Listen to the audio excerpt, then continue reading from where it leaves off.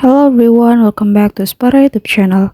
You know guys, to make your mobile phone hotspot appear with a different name on other device, you can modify your hotspot name on your Android.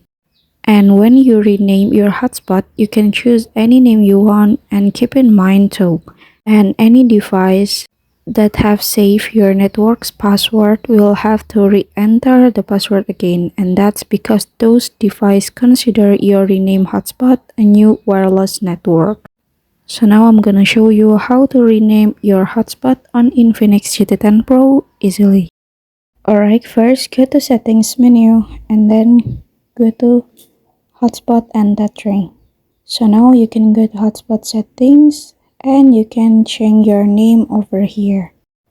And I'm gonna change mine. And when you are finished, click OK. Then your hotspot name has been changed over here. So here's the tutorial on how to change hotspot name on Infinix GT10 Pro easily. And then thank you so much for watching.